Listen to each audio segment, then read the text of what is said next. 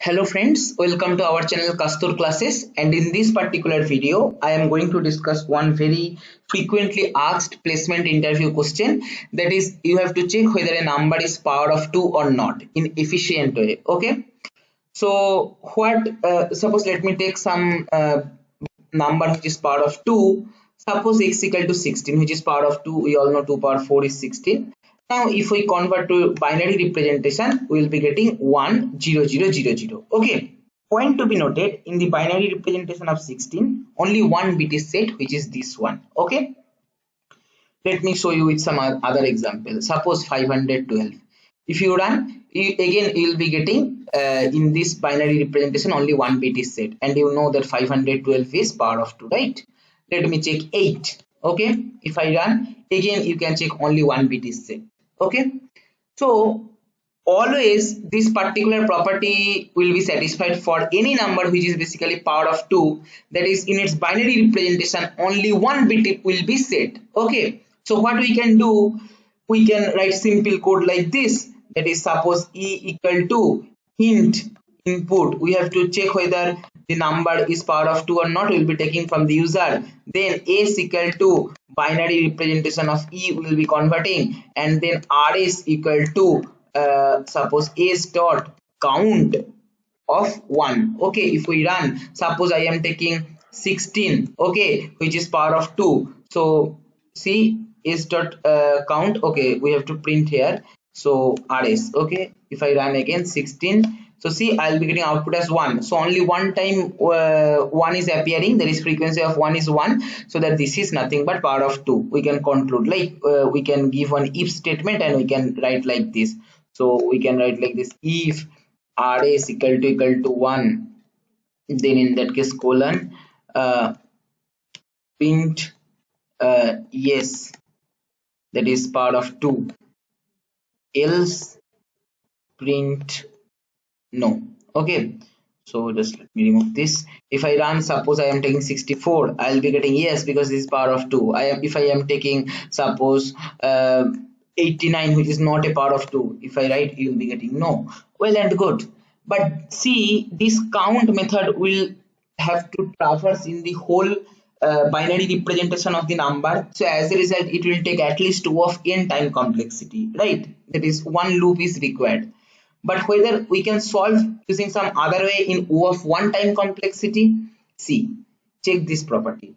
Already in my previous video, I have shown you this property, that is, suppose you are having a number n and you calculate n minus 1. Then whenever you will perform n and n minus 1, what will happen?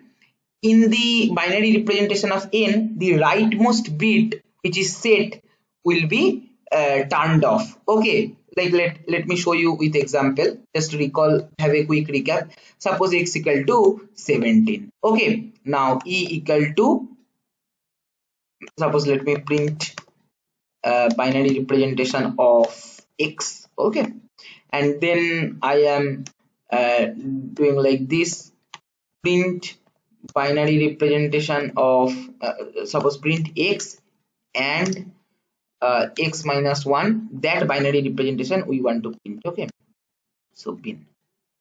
So check this, very important. So binary representation of 17 is 10001. The rightmost bit which is set, this is this one. So whenever you perform x and x minus 1, the rightmost bit whatever is set, that will be converted to 0. I can show like with other example. Suppose I am taking 100. If I run, see here rightmost bit which is set is this one, that is converted to 0. Okay, so this is one beautiful property of x and x minus 1 operation, that is bitwise operation, that whatever rightmost bit that will which is set, that will be turned to 0 if we perform x and x minus 1. And this particular property we can use to check whether a number is power of 2 or not. How? See, if a number is power of 2, then you know that only one set bit is present in the binary representation. So if we perform x and x minus 1 for those values of x which are basically power of 2, we will be getting 0 result, because only one bit is there in the binary representation of x, and when we'll be performing x and x minus 1, then that particular bit, obviously that will be rightmost bit, rightmost set bit, that will be converted to 0, or that will be turned off. Okay, so like that we can conclude that whether a number is power of 2 or not.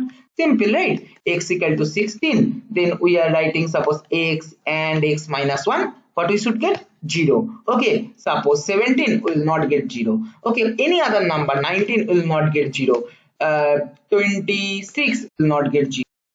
Like if we check x equal to 36, okay, and now x and x minus 1, I'll be getting 32, because 36 is not a power of 2, so we are not getting 0. Suppose I am taking 32, which is power of 2, if you run you'll be getting 0. Okay, so like that, in O of one time complexity, using simple bitwise operation, we can check whether a number is power of 2 or not. Okay, so this is all for my this video. If you find this video helpful, please like, share, comment and subscribe our channel if you have not subscribed till now, and don't forget to press the bell icon to get the notification of our latest videos. Thank you for watching.